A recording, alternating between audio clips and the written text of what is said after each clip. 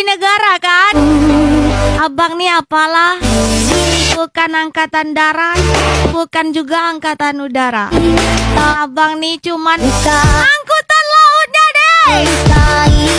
Saya tak tahu Indonesia. Saya tak kata Bangladesh. Saya hanya kata pendatang haram. Siapa? Pendatang haram tak ada dokumen. Macam mana perjalanannya, Kak? Serono. Serono ya. Tak ada lewat lumpur kan? Tak ada. Alhamdulillah. Alhamdulillah. Iya.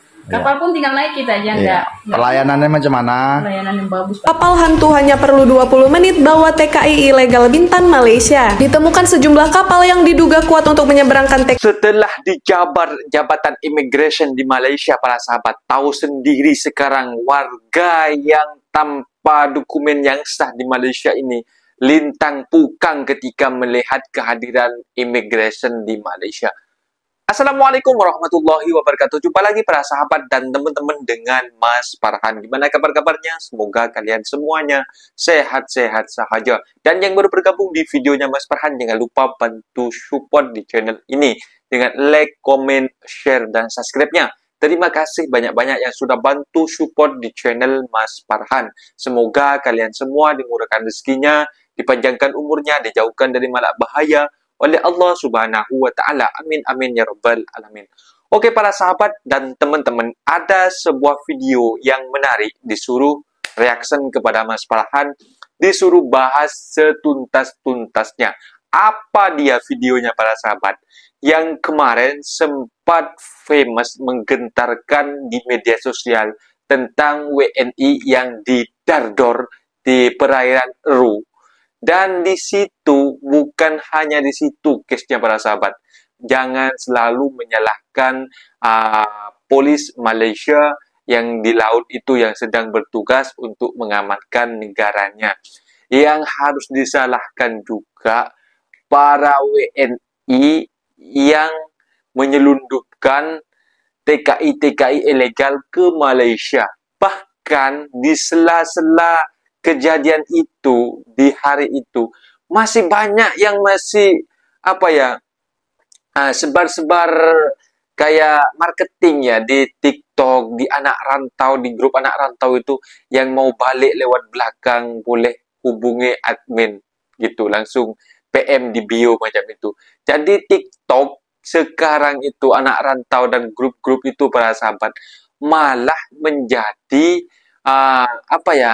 menjadi transportasi bagi pekerja yang ilegal. Bahkan kalau Mas Farhan bergabung di grup di Facebook itu, masih banyak orang yang memposting kalau mau balik kampung tanpa dokumen boleh lewat jalur saya. Tapi yang sayangnya adminnya itu kok meluluskan postingan-postingan seperti itu, para sahabat dan teman-teman. Jadi buat PR kepada pemerintah kita, harus tegas antara perairan Malaysia dengan Indonesia itu, biar tidak terjadi lagi pemberangkatan TKI yang ilegal ataupun pemulangan TKI yang ilegal. Karena ini hanya hanya memberikan dampak yang sangat negatif kepada kedua belah pihak, macam itu, para sahabat dan teman-teman. Dan teman-teman penasaran seperti apa videonya? Ini dia. Macam mana perjalanannya, Kak? Serono. Serono ya. Tak ada lewat lumpur kan? Tak ada. Alhamdulillah. Alhamdulillah. Iya. Kapal pun tinggal naik kita aja enggak. Pelayanannya macam mana? Pelayanan yang bagus kan. Aman kan, Kak? Aman. Oke, alhamdulillah sudah sampai. Tongkang atau naik kapal sayur? Naik tongkang. Macam-macam lah, tapi cuman bayar berapa dulu naik tongkang? Pas penyeberangan sini saja bayar 1.000. Dari Batam masuk ke Malaysia bayar 1.000. Tiket dari Lombok sampai Batam tuh tanggung sendiri. Oh. Enggak ada bos. Naik tongkang itu kapalnya ada di pinggir atau di tengah? Tergantung, kalau air dia surut dia agak tengah, kalau air dia naik dia pergi tepi. Jadi badannya basah-basah naik ke atas kapal? Iya, semua basah. Oh. Sampai bek pun semua basah. Itu ada yang perempuan nggak ikut tongkang kayak gitu? Banyak. Banyak perempuan juga? Banyak. Tahu nggak kalau sekarang baru ada yang meninggal 3 orang naik tongkang? Bukannya baru-baru ini, cuman sebenarnya itu setiap penyeberangan kalau pakai tongkang tuh mesti ada yang meninggal. Cuman dia kan tak resmi Karena macam apa? ini karena dia tak terupdate. Ya iyalah, kan gak jelas. Pengalaman apa yang pernah dirasain di Malaysia ini? Pengalamannya sih semua sama saja. Apa Cuman kalau di sini ya cuman takutnya keluar pasal nggak ada dokumen. Pernah nggak ditangkap polisi? Nggak pernah. Kena roadblock? Belum pernah. Terus kalau naik tongkang itu ya, satu tongkang berapa orang? Kadang dia bawa 60-70 orang. Waktu itu masnya berapa orang? 70. Berarti besar dong kapalnya? Tak, kita duduk terhimpit-himpit. Oh, duduknya nempel-nempel gitu? Nggak bisa gerak. Oh, terus kapalnya itu nggak ada lampunya atau gimana kalau kapal tongkang? Nggak ada, semua cuman gelap-gelap.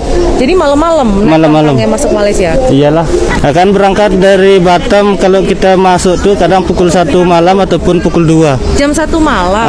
Turunnya di mana sih kalau naik tongkang? Ya di tepi laut lah, di Johor. Oh, di Johor. Dari Johor? Dari Johor ke sini kita dibawa sama tekong-tekong yang dari Lombok. Kok bisa kenal sama tekong mau naik kapal tongkang itu, kok bisa kenal? Kan kita udah lama, udah banyak kawan yang... Oh, jadi semua kebanyakan naik tongkang orang Lombok itu? Kebanyakan lah. Kalau yang tak ada dokumen bukan berarti masalah orang Lombok, semua Jawa pun semua se-Indonesia lah kalau tak ada dokumen. Tapi ibu itu nggak naik tongkang kan masuknya? Enggak tuh. Terus sudah berapa kali naik kapal tongkang itu? Baru 1 kali pas baru masuk.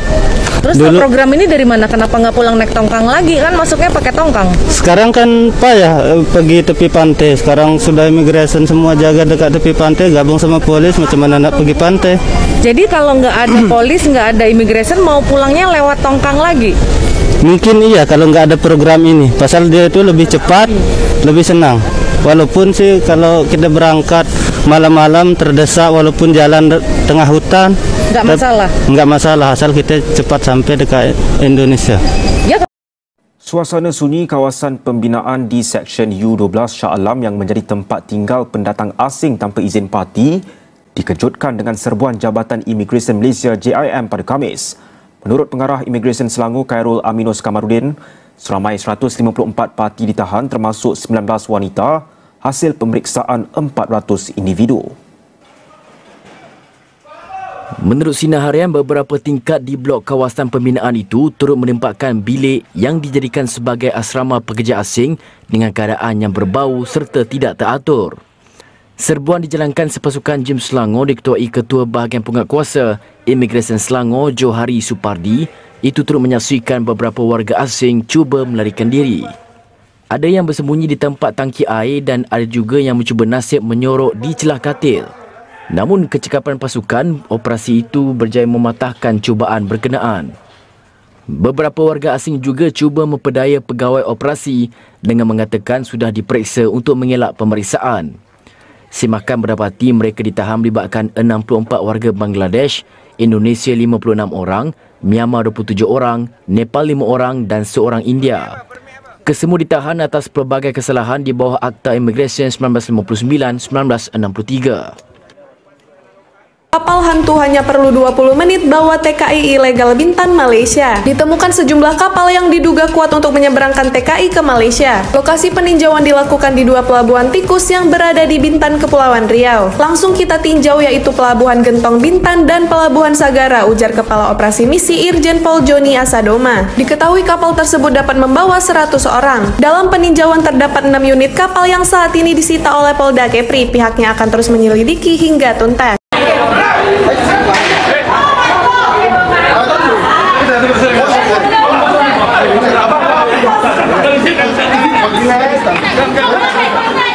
Penimbangan penduduk di Taman Puchong Prima di Puchong Selangor dengan kehadiran sekumpulan warga Afrika yang sering berkumpul dalam keadaan mabuk dan membuat bising di sebuah restoran di situ berakhir apabila diserbu Jabatan Imigresen malam tadi. Ketua Pengarah Imigresen Datuk Seri Khairul Zaimi Daud berkata, pihaknya menerima aduan daripada penduduk setempat mengenai kehadiran sekumpulan individu warga Afrika yang sering berkumpul di restoran berkenaan 2 bulan lalu.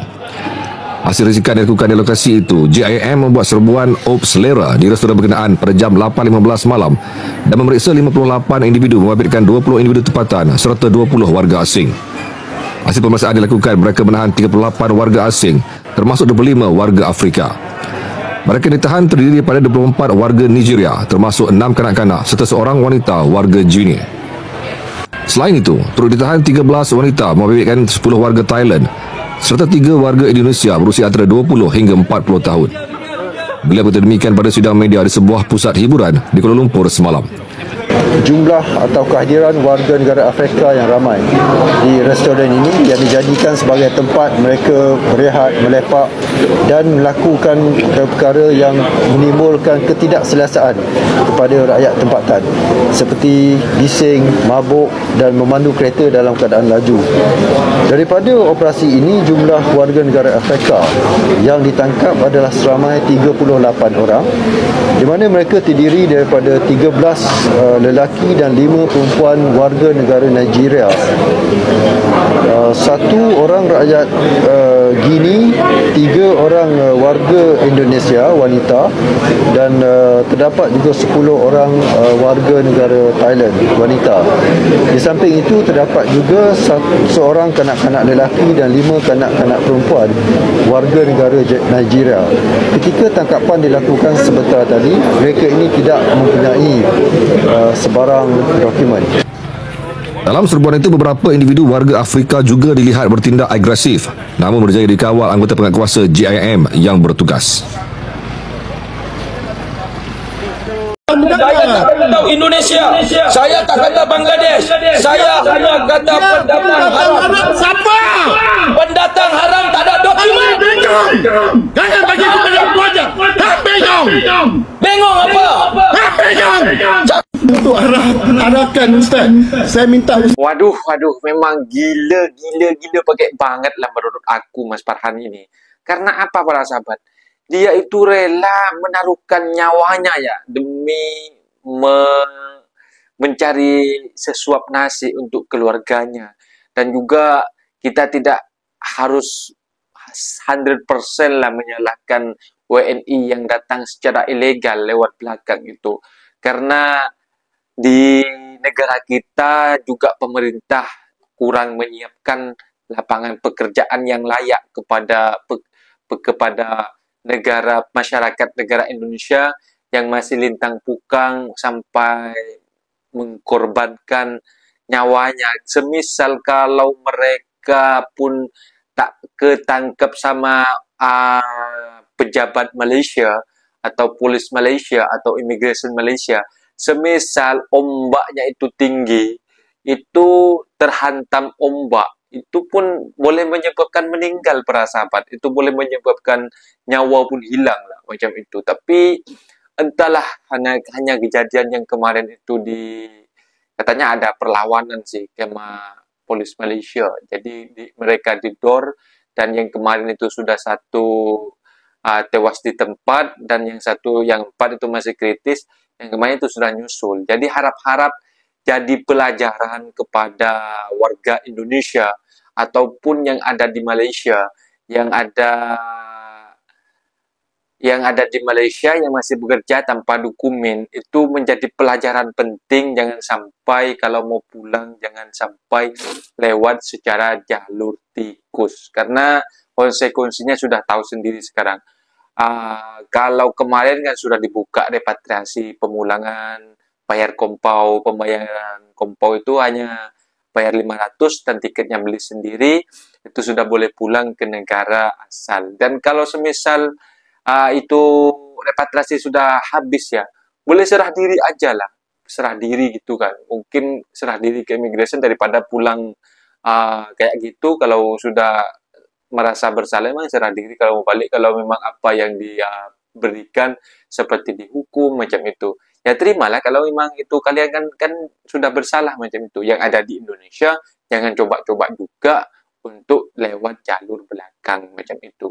Mungkin videonya sampai di sini para sahabat, dan teman-teman apabila ada kata benda yang silap, Mas Farhan minta maaf sebesar-besarnya, mohon dibenarkan di kolom komentar. Mas Farhan diri. Wassalamualaikum warahmatullahi wabarakatuh.